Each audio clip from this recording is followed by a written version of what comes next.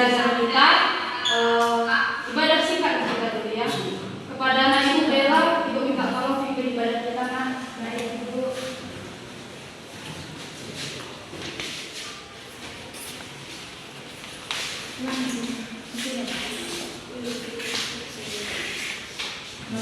Mari kita berdoa. Terima kasih Tuhan, terima kasih Yesus, terima kasih Roh Kudus, terima kasih Tuhan, di mana Tuhan atas kebaikan-Mu kami masih bisa berkumpul di tempat ini untuk mencari ilmu kami Tuhan. Ya Tuhan, sebentar lagi kami akan mulai pelajaran kami Tuhan, berkatilah kami Tuhan, dan berkatilah juga guru kami Tuhan yang akan menyampaikan pembelajaran pada hari ini Tuhan. Ya Tuhan, berkatilah juga teman-teman kami yang belum sampai kepada tempat ini. Berikanlah dia keselamatan untuk sampai ke tempat ini Tuhan. Ya Tuhan, berkatilah juga teman-teman kami yang tidak hadir yang karena sakit. Kau berikanlah dia obat dan kesembuhan juga Tuhan. Ya Tuhan, hanya inilah doa dari anak-Mu di dalam nama Tuhan Yesus. Haleluya. Amin. Oke. Terima kasih ya Bella. Saya Ibu. Kita absen dulu ya. Satya hadir dulu. Surya hadir Bu. Tiurma, Emima, hadir Bu. Kenapa nggak hadir? Hadir Bu. Oh, udah ada suratnya? Nggak ada ya? Oke. Oke, kita masuk ke pembelajaran kita ya. Materi kita hari ini yaitu makna hidup baru. Nah, sebelum kita masuk, kita harus mengenal apa itu hidup baru. Di sini ada ibu yang pernah ke pernikahan itu atau ke pernikahan tetangganya, tulangnya atau temannya, ada yang pernah belum? Bukan ke pernikahan siapa? Yang tulang Bu. Oh, kira kami yang nikah. Oke, dalam umum itu hidup baru itu pernikahan ya anak-anak ibu, itu dalam umum. Nah, kita akan belajar dalam iman Kristen. Nah, di sini dikatakan bahwa dalam iman Kristen hidup baru memiliki makna yang berbeda, yaitu bagaimana kita berjalan dengan Allah melalui pengorbanan Yesus Kristus, juru selamat umat manusia. Nah, dalam iman Kristen ini dikatakan bahwa hidup baru ini memiliki makna yang berbeda, yaitu bagaimana kita berjalan dengan Allah melalui pengorbanan Yesus Kristus. Contohnya si Sriwani ini menjalani kehidupannya dengan tuntunan Yesus Kristus, bukan dengan kekuatannya sendiri. Itulah arti dari iman Kristen arti dari hidup baru menurut iman Kristen. Nah, kita lanjut. Di sini saya ada menampilkan dasar Alkitab untuk hidup baru. Ajaran Yesus yang paling jelas tentang kelahiran baru dapat kita temukan dalam penegasan dan penjelasannya di dalam percakapan Yesus dengan Nikodemus. Nah, di sini ada ayat Yohanes 3 ayat 3 sampai 6. Silakan dibuka kitabnya anak-anak. Yohanes 3 ayat 3 sampai 6.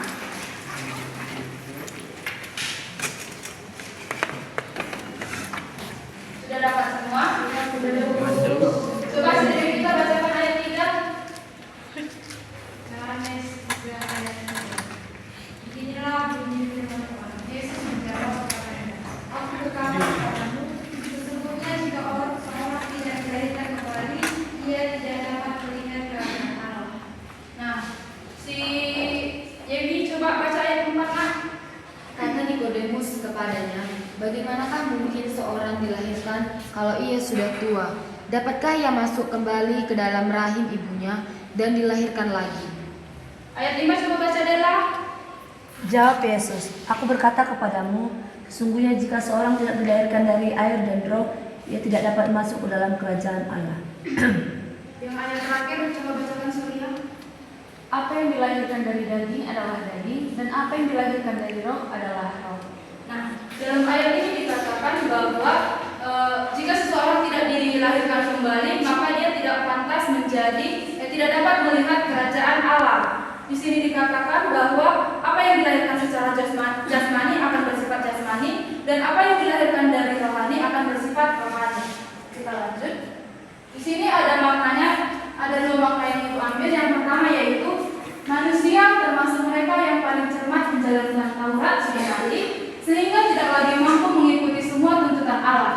Hanya Allah sang pemberi hidup yang dapat mengaruniakan kehidupan rohani yang dibutuhkan umat manusia untuk menjalankan kehendak Allah. Ini ini artinya kayak seperti yang menjalankan Taurat ini seperti pendeta, gembala, atau penatua. Di sini dikatakan bahwa mereka sudah mati, sehingga jika mereka sudah mati, tidak ada lagi yang mampu mengikuti semua tuntutan Allah ini. Maka dari itu, hanya Allah yang pemberi hidup dapat mengaruniakan kehidupan rohani yang dibutuhkan umat manusia untuk menjalankan kehendak Allah. Nah, kalau kita mengandalkan diri kita sendiri itu tidak bisa ya, anak-anak ibu.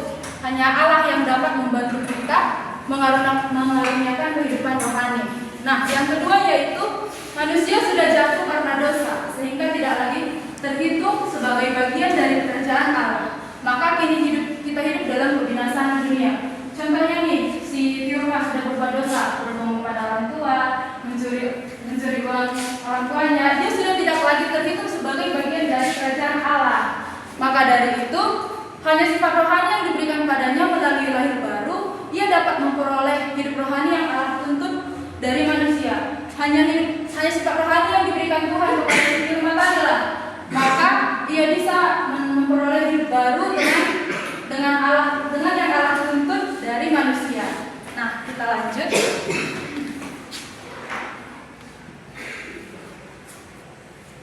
Nah, di sini dikatakan bahwa hidup baru mengandung makna kekudusan karena Allah itu kudus dan tidak berdosa. Nah, hidup baru ini mengandung makna yang kudus, bukan main-main ya teman-teman, karena Allah itu kudus dan tidak berbuat dosa. Allah ini tidak pernah berbuat dosa, makanya dikatakan Allah itu kudus. Maka hanya mereka yang suci hatinya yang dapat melihat Allah. Dengan kata lain, kalau hati kita tidak suci atau ada dendam di hati kita, maka kita tidak bisa melihat Allah. Seperti yang tertulis dalam Matius 5 ayat 8. Nah, jelas hal ini bukan karya manusia, melainkan karya Allah sendiri. Untuk memulihkan kondisi manusia yang sudah rusak, itulah Yesus datang. Seperti contohnya tadi si Tirma itu kan sudah jatuh ke dalam dosa. Nah, dia tidak bisa memulihkan kondisinya sendiri. Hanya Allah yang bisa memulihkan kondisinya yang sudah jatuh ke dalam dosa. Itulah dengan cara Yesus datang ke dunia untuk menebus dosa-dosa kita. Nah, kita lanjut. Nah, di sini itu ada menampilkan dua contoh gereja ya. Yang pertama itu gereja Pentakosta, yang kedua itu gereja Karismatik. Nah, dalam gereja Pentakosta ini mempunyai pendapat bahwa mereka yang dari gereja Pentakosta dan mereka yang dari gereja Pentakosta, gereja Betel atau gereja Betel Injil Sepenuh dan gereja-gereja lainnya mengatakan bahwa lahir baru itu ditandai oleh baptisan oleh Roh Kudus yang memampukan untuk berbahasa roh. Saat itulah seseorang sudah diyakini lahir baru. Di sini siapa yang gerejanya Pentakosta? Saya dulu. Iya, pasti. Iya banyak di sini ya. Nah, contohnya Swasti ini, ketika dia sudah dibaptis di dalam gereja dan dia sudah mampu untuk berbahasa roh, saat itulah dia diyakini bahwa dia sudah hidup baru. Itu menurut gereja Pentakosta.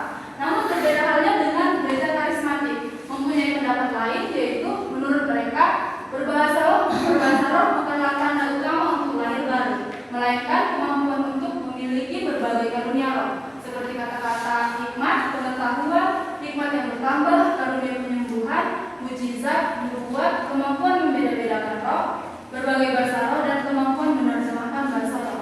Nah, gereja dari Karismatik ini mempunyai pendapat lain. Kalau tadinya Swasti sudah dibaptis, itu artinya dia sudah lahir baru. Tapi menurut Karismatik, ketika Swasti ini sudah dibaptis, bukan berarti dia sudah hidup baru, melainkan dia memiliki berbagai karunia roh, seperti kata-kata hikmat, pengetahuan, iman yang bertambah, karunia penyembuhan, mujizat, nubuat, dan lain-lainnya. Itulah perbedaan pendapat dari gereja Pentakosta dan gereja Karismatik. Nah, kita lanjut. Kita beralih pada Rasul Paulus. Di sini surat Rasul Paulus dilatar-belakangi oleh kemarahan Paulus atas sikap sebagian warga jemaat yang meragukan panggilan Paulus sebagai seorang rasul. Hal ini jelas menimbulkan kekacauan dan pertikaian di antara jemaat. Nah, pada saat ini Rasul Paulus datang ke Korintus untuk mengajarkan ajaran-ajaran Tuhan. Nah, pada saat itu sebagian warga jemaat meragukan panggilan dari Paulus, seorang rasul. Maka dari itu ketika mereka meragukannya, itu menimbulkan kekacauan dan pertikaian di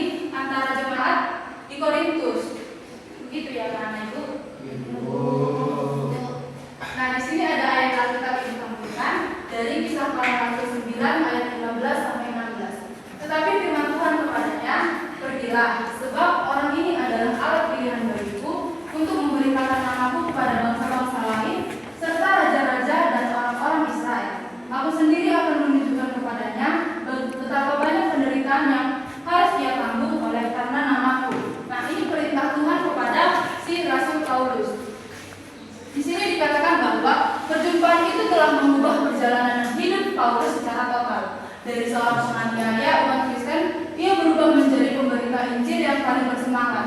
Saking bersemangatnya ia, sebagian murid Yesus malah menjadi curiga terhadapnya. Nah, awalnya ini si Paulus ini bukan orang yang dari yang baik-baik. Dia awalnya itu orang penganiaya orang Kristen, orang yang jahat. Dan dia berubah menjadi hidup baru, dia berubah menjadi pemberita Injil yang paling bersemangat karena dia mau menjalankan perintah Tuhan seperti yang tertulis dalam Kisah Para Rasul 9 ayat 15 sampai 16 ini. Nah, di sini dikatakan karena saking bersemangatnya si Paulus ini menimbulkan kecurigaan terhadap murid-murid Yesus karena awalnya Paulus ini adalah orang yang jahat, menganiaya orang Kristen, dan secara tiba-tiba dia berubah menjadi pemberita Injil Tuhan dan percaya kepada Tuhan. Maka dari itu yang membuat bahwa murid Tuhan Yesus menjadi curiga kepada Paulus. Nah, namun perjumpaan Paulus dengan Barnabas di kota Damaskus membuat Paulus kemudian dipercayai oleh para rasul lainnya. Ketika yang tadi dikatakan bahwa murid-murid Tuhan Yesus itu merasa curiga kepada Paulus karena perubahannya secara tiba-tiba. Nah, di sini dikatakan ketika Paulus berjumpa dengan Barnabas di kota Damaskus, itu membuat para rasul lainnya percaya kepada Paulus. Karena itu, ia pun diterima oleh para rasul. Bahkan kemudian Paulus menjadi tokoh terpenting dalam penyebaran ajaran Kristus ke berbagai wilayah di Asia Kecil. Paulus bahkan sampai di Roma dan mempunyai rencana untuk berkunjung ke Spanyol. Namun rencananya itu gagal. Hingga matinya di Roma, Paulus tetap setia sebagai pengikut Kristus. Nah, di sini dikatakan bahwa ketika dia sudah diterima oleh para rasul terpenting di sini, dia menjadi tokoh penyebar Injil Tuhan yang setia. Bahkan si Paulus ini mempunyai rencana untuk berkunjung ke Spanyol untuk memberitakan firman Tuhan di Spanyol. Namun rencananya itu gagal. Dan sampai pun si Paulus ini di Roma, ia tetap setia sebagai pengikut Kristus. Nah, di sini dikatakan bahwa siapa yang ada di dalam Kristus, ia adalah ciptaan baru. Yang lama sudah berlalu, sesungguhnya yang baru sudah datang. Nah, ini artinya begini, Kristus dan menerimanya sebagai juru selamat akan mengalami pembaharuan total dalam hidupnya. Contohnya, si A. Gresnik, dia sudah percaya kepada Yesus Kristus dan menerima Yesus Kristus sebagai juru selamat. Si A. Gresnik akan mengalami pembaharuan total dalam hidupnya dari yang mungkin hidupnya sering melakukan dosa menjadi ke hidup yang lebih baik berjalan Tuhan, ya. Baru ayat ini juga mengajarkan bahwa hubungan dengan Kristus menghasilkan identitas baru, di mana tidak lagi terikat oleh masa lalu ataupun dosa. Akan tetapi ia hidup di dalam anugerah dan pemulihan yang Allah berikan.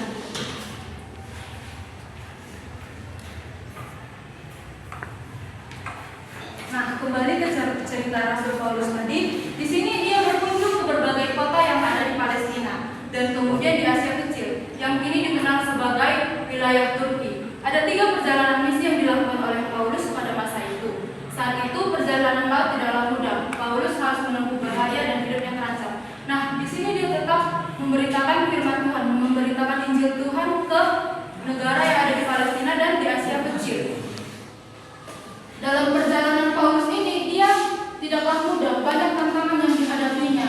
Dia harus menempuh bahaya, hidupnya terancam, tapi dia tetap memberitakan Injil Tuhan. Mungkin jika kalian berada di posisi Paulus, mungkin kalian sudah menyerah, ya kan anak-anak, tidak sanggup lagi. Tapi Paulus ini tetap menjalankan misinya, yaitu memberitakan Injil Tuhan. Nah, ternyata hidupnya penuh dengan penderitaan. Dia memberitakan Injil Tuhan ini bukan secara hidupnya bukan mulus-mulus saja, tapi hidupnya itu banyak cobaan yang dia alami. Meskipun demikian, Paulus menunjukkan bahwa ia tahan uji. Berkali-kali ia bangkit kembali dari penderitaannya, dan itu semua membuatnya membuktikan bahwa tekadnya sebagai pelayan Kristus yang tangguh. Dia mempunyai tekad sebagai pelayan Kristus yang tangguh. Karena tekadnya ini, apapun ujian yang dihadapinya, apapun tantangan yang dihadapinya, dia tetap bisa tahan uji akan ujian-ujian tersebut karena dia mengandalkan Tuhan dalam pembaharuan hidupnya. Inilah yang disebut sebuah contoh tentang hidup baru di dalam Kristus.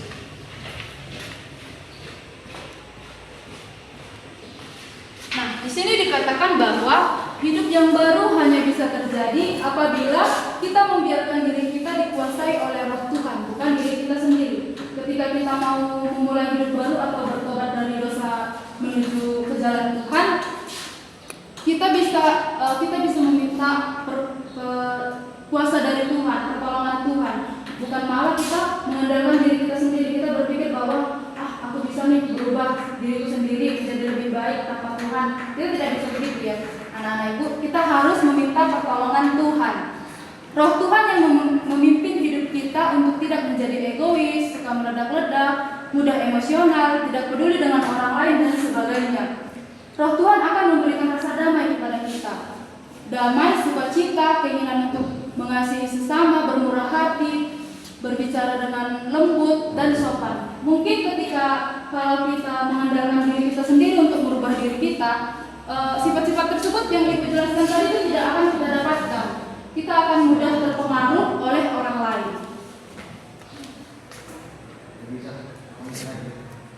Oke. Di sini ada tokoh Alkitab. Ibu bagi kelompok dulu ya. Dari sini sampai ke sini kelompok 1 dan dari sini sampai ke sini kelompok 2. Nah, Ibu akan memberikan tokoh Alkitab, yaitu tokoh Zakeus dan Petrus. Ada di sini yang tidak kenal Zakeus dan Petrus? Kenal semua kan? Nah, dari kelompok sini, dari cerita Zakeus, tolong kalian simpulkan apa yang kalian dapat dari cerita Zakeus yang ia bertobat ketika berjumpa dengan Yesus. Dan sebaliknya di sini menyimpulkan bahwa apa yang kalian dapat ketika Petrus berjumpa dengan Tuhan, dia akan berubah hidupnya. Ibu kasih waktu 2 menit ya, dikerjakan ya anak-anak.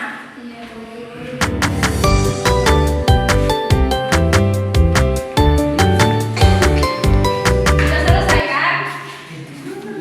Sudah, Bu. Kelompok ini sudah selesai. Sudah, Bu. Oke, kelompok sini dulu kita dengarkan ya. Coba perwakilan dari kelompok sini dibacakan. Ayo, Bu. Hasil dari Irfan, silakan berdiri. Berdiri Irfan. Baik, Bu, menurut kelompok kami tentang tokoh Alkitab yaitu Zakeus. Ia adalah contoh bagaimana kasih tanpa syarat Yesus bisa meluluhkan hati yang keras dan egois. Sebagai pemungut cukai yang sering dipandang sebagai pengkhianat oleh bangsanya sendiri. Namun setelah berjumpa dengan Yesus, ia tidak hanya bertobat, tetapi mengambil tindakan nyata untuk memperbaiki kesalahannya. Ini menunjukkan bahwa pertobatan sejati bukan hanya perubahan hati, tetapi juga tindakan yang memulihkan hubungan dengan sesama. Sekian, Bu. Terima kasih. Kelompok ini sudah siap kan? Coba siapa di sini perwakilan dari kelompoknya? Ya, silakan berdiri, silakan dibacakan. Baik, Bu.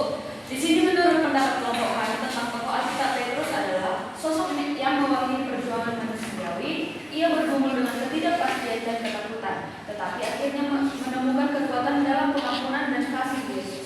Meskipun Petrus menyangkal Yesus pada saat-saat kritis, Yesus memulihkannya setelah kebangkitan dan memberikan kepercayaan yang besar untuk memimpin gereja. Kisah Petrus menunjukkan bahwa kegagalan bukan akhir dari sebuah panggilan, melainkan kesempatan untuk bertumbuh dan menjalani hidup dengan lebih benar, dengan lebih besar di dalam kasih Tuhan. Sekian, bagus semuanya ya, ternyata sudah pandai. Nah, Ibu dapat menyimpulkan bahwa kedua dari tokoh Alkitab tersebut menggambarkan bahwa mereka mengalami transformasi hidup yang mendalam melalui perjumpaan mereka dengan Yesus.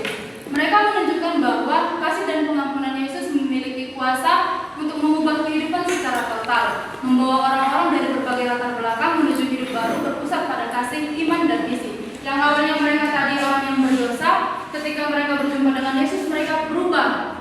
Mereka mengalami perubahan hidup menjadi lebih baik. Ini juga termasuk dalam perubahan hidup menjadi hidup baru. Nah, sekian dari materi kita. Dari anak-anak ibu semua ada yang ingin bertanya tidak? saya. Coba anak-anak ibu ada yang bisa memberikan kesimpulan dari materi kita yang ibu jelaskan tadi?